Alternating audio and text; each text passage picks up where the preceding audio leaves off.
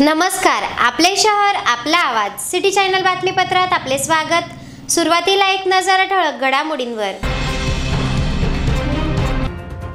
ईव्हीएमची प्रतिकात्मक अंतयात्रा काढीत धुळ्यातून निघाला भव्य मशाल मोर्चा। मणिपूर हिंसाचारावर चर्चा करा, इंडिया आघाडीची निदर्शने, खासदार डॉक्टर शोभा बच्छाव आंदोलनात सक्रिय।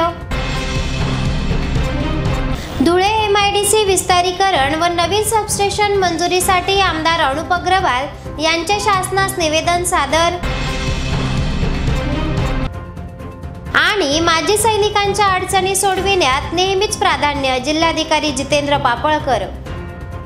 आता बातम्या विस्ताराने।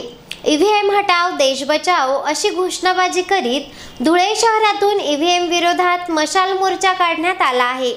माजी आमदार अनिल गोटे यांच्या नेतृत्वात धुळे शहरातून भव्य मशाल मोर्चा मशाल हाती घेत काढण्यात आला आहे। नुकतेच महाराष्ट्र विधानसभेच्या निवडणुका संपन्न झाल्या आहेत। या निवडणूक प्रक्रियेवर विरोधकांकडून अनेक शंका उपस्थित केल्या जात आहेत। ईव्हीएमला विरोधकांकडून तीव्र विरोध केला जात आहे। धुळे शहरात उद्धव बाळासाहेब ठाकरे शिवसेना गटाचे उमेदवार तथा माजी आमदार अनिल गोटे यांनी ईव्हीएमची तिरडी बांधित प्रतिकात्मक अंतयात्रा काढीत शहरातून भव्य मशाल मोर्चा काढला। धुळे शहरातील प्रमुख मार्ग परिसरातून हातात मशाल घेत ईव्हीएम विरोधात घोषणाबाजी करीत भव्य मशाल मोर्चा काढण्यात आला। या मोर्चात माजी आमदार अनिल गोटे यांच्या नेतृत्वात शिवसेना ठाकरे गटाचे कार्यकर्ते मोठ्या संख्येने सहभागी झाले होते। मणिपूरमध्ये एका महिलेची नग्न धिंड काढली जाते, अनेकांचा अमानवी छळ होतो, मात्र या गंभीर घटनेवर सरकार बोलत नाही। संसदेत या प्रकरणी चर्चा व्हावी यासाठी इंडिया आघाडीने तीव्र निदर्शने केली आहेत। धुळे लोकसभेच्या खासदार डॉक्टर शोभा बच्छाव या देखील आंदोलनात तीव्रतेने सक्रिय आहे। भारतातील मणिपूर हिंसाचाराने पेटले आहे। समाजकंटक उघडपणे दंगली पेटवितात।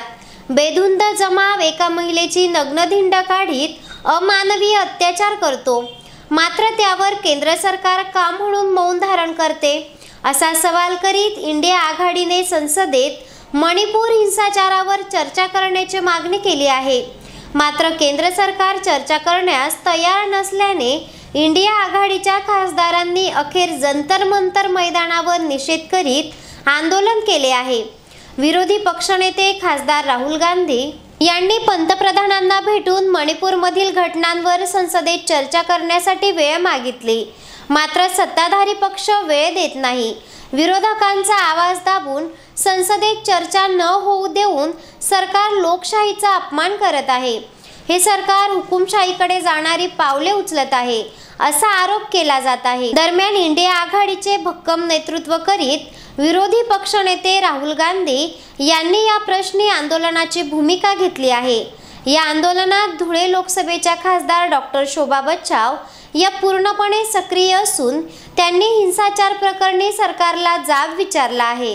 यानंतरच्या बातम्या अल्पशा विश्रांतीनंतर। चेहरा आणि शरीरावरील अनावश्यक केस, मुरुम, गोंधन तसंच चेहऱ्यावरील पुटपुळ्या, चेहऱ्यावरील व्रण, डाग, मोस, वांग या आणि यासारख्या अन्य व्याधींपासून आपण त्रासला आहात का? मग एवढी चिंता करताय कशाला? कारण लेसर मशीनद्वारे उपचार पद्धती आता आपल्या धुळे शहरातच उपलब्ध झाली आहे। गोंधन काढण्यासाठी अत्याधुनिक क्यूसिस लेसर मशीन, आपल्या चेहऱ्यावरील तसेच त्वचेवरील विविध समस्यांच्या निवारणासाठी धुळे जिल्ह्यातील प्रख्यात त्वचारोग तज्ञ डॉक्टर भूषण चौधरी यांचं चौधरी त्वचारोग क्लिनिक, गली नंबर 4, पाट बाजार, धुळे।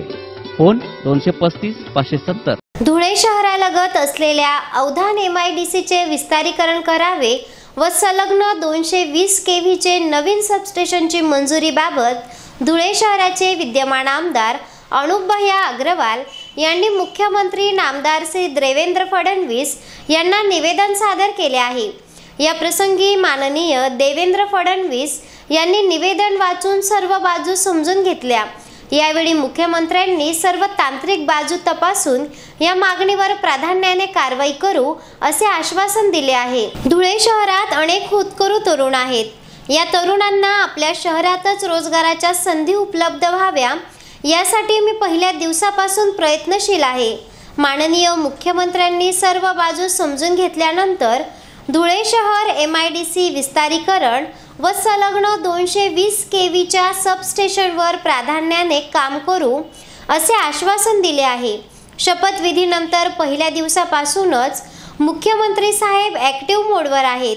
जनतेचे काळजी घेणारे व महाराष्ट्रातील सर्व लाडक्या बहिणींचे लाडके देवाभाऊ पुन्हा एकदा राज्याचे मुख्यमंत्री झाले ही आपल्या सर्वांसाठी आशादायी गोष्ट आहे, असे धुळे शहराचे आमदार अनुप अग्रवाल यावेळी म्हणाले। देशाच्या रक्षणासाठी ज्यांनी आपले प्राणार्पण अर्पण केले, योगदान दिले अशा जवानांचे व त्यांच्या कुटुंबियांचे प्रलंबित प्रश्न अडीअडचणी सोडविण्यासाठी जिल्हा प्रशासनाच्या वतीने नेहमीच प्राधान्य राहील, अशी ग्वाही जिल्हाधिकारी जितेंद्र पापळकर यांनी दिली। जिल्हा सैनिक कल्याण कार्यालयामार्फत जिल्हा सैनिक कल्याण कार्यालयातील बहुउद्देशीय हॉल येथे आयोजित सशस्त्र सेना ध्वज दिन 2024 निधी संकलन शुभारंभ प्रसंगी जिल्हाधिकारी श्री पापळकर बोलत होते। या कार्यक्रमाला जिल्हा पोलीस अधीक्षक श्रीकांत धिवरे, जिल्हा परिषदेचे मुख्य कार्यकारी अधिकारी विशाल नरवाडे, महापालिका आयुक्त श्रीमती अमिता दगडे पाटील, सहाय्यक जिल्हाधिकारी तथा उपविभागीय अधिकारी सर्वानंद डी, SRPFचे समादेशक प्रभाकर शिंदे, जिल्हा सैनिक कल्याण अधिकारी मेजर डॉक्टर निलेश पाटील, सेवानिवृत्त कर्नल उत्तमराव पाटील आदी उपस्थित होते। जिल्हाधिकारी श्री पापळकर म्हणाले की देशाच्या संरक्षणासाठी ज्यांनी आपले प्राणार्पण अर्पण केले अशा जवानांच्या कुटुंबियांच्या जीवनातील अडीअडचणी दूर करून त्यांचे जीवन सुसह्य व्हावे, त्याचप्रमाणे युद्धात अपंगत्व प्राप्त झालेल्या आणि सशस्त्र सेना दलातून निवृत्त झालेल्या जवानांच्या पुनर्वसनांच्या विविध कल्याणकारी योजना राबविण्यात येतात। यासाठी जिल्हा प्रशासन तसेच जिल्हा सैनिक कल्याण कार्यालयाच्या वतीने माजी सैनिकांचे प्रश्न अडीअडचणी सोडविण्यासाठी एक स्वतंत्र बैठक आयोजित करण्यात येईल। तसेच शहीद कुटुंबाचे कृतज्ञता व्यक्त करण्यासाठी प्रत्येक शहीद कुटुंबीय शहीद जवानाच्या घरावर नावाच्या पाट्या लावण्याचा उपक्रम राबविण्याचा मानस असल्याचे त्यांनी यावेळी सांगितले। या प्रसंगी जिल्हा पोलीस अधीक्षक श्री धिवरे म्हणाले की देशात शहीदांचे योगदान महत्त्वपूर्ण असे आहे। शहीद झाल्यानंतर कुटुंबास अनेक अडचणी येतात। अशा सैनिकांच्या त्यागाची प्रत्येकाने जाणीव ठेवून सर्वांनी मनात एक संकल्प करून ध्वजदिन निधी संकलनात योगदान द्यावे, असे आवाहन त्यांनी यावेळी केले। जिल्हा सैनिक कल्याण अधिकारी डॉक्टर पाटील यांनी कार्यक्रमाच्या प्रास्ताविकात ध्वजदिन निधी संकल्पनामागील भूमिका विशद करून त्यांनी सांगितले की जिल्ह्याला गेल्या वर्षी 61,40,000 रुपये निधी संकलनाचे उद्दिष्ट होते। त्यापैकी जिल्ह्याने 68,68,000 इतका निधी संकलित केला। जिल्ह्यात मागील वर्षी सर्वांच्या सहकार्याने उद्दिष्टापेक्षा अधिक निधी संकलित झाला आहे। याबद्दल जिल्हा प्रशासन, पोलीस प्रशासन, शैक्षणिक संस्था व जिल्हा परिषद, महानगरपालिका, नागरिक तसेच सर्व देणगीदारांचे आभार मानून मागील वर्षी दिलेल्या उद्दिष्टाप्रमाणे या वर्षीही उद्दिष्ट पूर्ण करण्यासाठी मदत करण्याचे आवाहन त्यांनी केले। यावेळी SRPFचे समादेशक प्रभाकर शिंदे, कर्नल उत्तमराव पाटील यांनी आपले मनोगत व्यक्त केले। प्रारंभी मान्यवरांच्या हस्ते दीप प्रज्वलन करून शहीदांना अभिवादन करून कार्यक्रमाची सुरुवात झाली। कमलाबाई शंकरलाल कन्या विद्यालयाच्या विद्यार्थिनींनी स्वागत गीत, राष्ट्रगीत सादर केले। त्याचबरोबर पोलीस बँड पथकातील कर्मचाऱ्यांनी मानवंदना देऊन शहीद सैनिकांना श्रद्धांजली अर्पण करण्यात आली।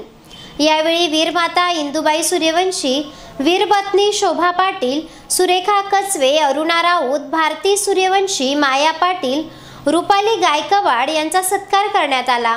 कार्यक्रमात सैनिकांच्या वीरपत्नी, वीरमाता, वीरपिता, माजी सैनिक सह आजी माजी सैनिक तसेच विविध विभागांचे अधिकारी कर्मचारी मोठ्या संख्येने उपस्थित होते। याचबरोबर सिटी चॅनल बातमीपत्र समाप्त झाले। नमस्कार।